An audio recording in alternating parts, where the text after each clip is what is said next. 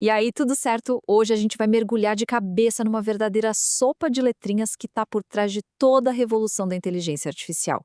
CPU, GPU, TPU e NPU. Vamos finalmente entender o que cada sigla dessa significa, por que elas existem e quem é quem nessa disputa para ser o cérebro do futuro. Para começar, a pergunta que vale 1 milhão. Afinal, por que a inteligência artificial precisou de um cérebro totalmente novo? Pensa só, por décadas a gente tinha um tipo de processador que dava conta de tudo. Mas aí veio a IA, com uma fome de cálculo completamente diferente e colocou tudo em xeque. O computador faz tudo simplesmente não dava mais conta do recado.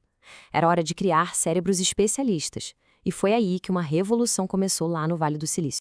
Então, para entender essa história, a gente precisa começar pelo rei, o soberano por quase meio século, a CPU, a nossa conhecida unidade central de processamento. Ela é o coração de praticamente todo o computador que a gente já usou. É o grande maestro que comanda tudo no nosso sistema. A grande missão de uma CPU é uma só: velocidade. Mas não qualquer velocidade. Ela é projetada para ter a menor latência possível, ou seja, o menor tempo de resposta para uma única tarefa. Ela é uma especialista em fazer uma coisa de cada vez, mas fazer essa coisa de forma absurdamente rápida antes de pular para a próxima.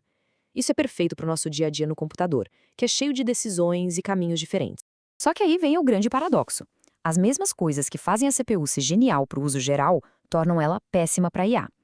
É que uma boa parte da energia dela é gasta em gerenciamento, tentando adivinhar o que vem a seguir, reorganizando tarefas para ser mais esperta. A IA, por outro lado, é matemática bruta, pura, massiva e repetitiva. Com a IA, a CPU acaba gastando mais tempo e energia organizando o trabalho do que de fato trabalhando.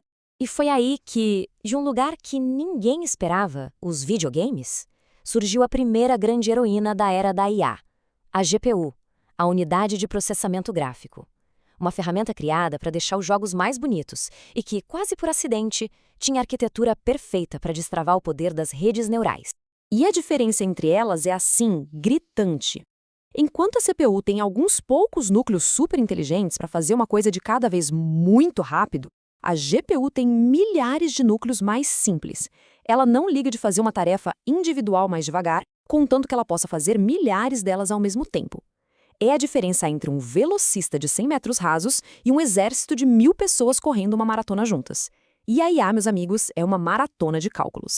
O grande pulo do gato foi quando os pesquisadores perceberam que a matemática para colorir um pixel na tela do jogo era exatamente o mesmo tipo de cálculo que uma rede neural precisava fazer. A GPU já era uma especialista em fazer contas em paralelo.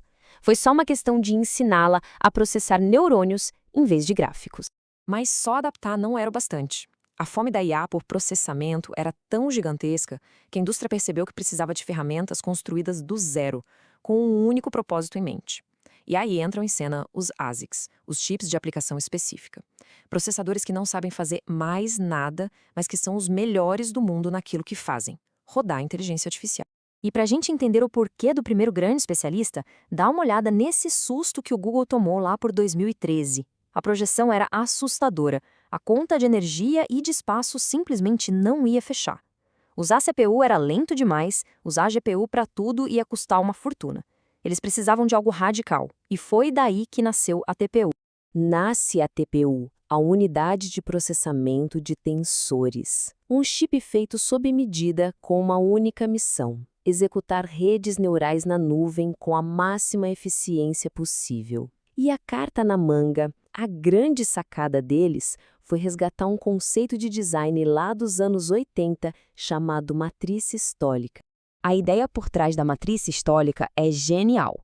Em vez de o processador ficar indo e voltando na memória para buscar dados a cada cálculo, o que é lento e gasta energia, a matriz funciona como uma linha de montagem. Os dados entram por um lado, passam por uma esteira de calculadoras, onde cada uma faz uma pequena parte do trabalho e passa o resultado para a próxima. É incrivelmente eficiente porque ataca o maior gargalo da computação: o acesso à memória.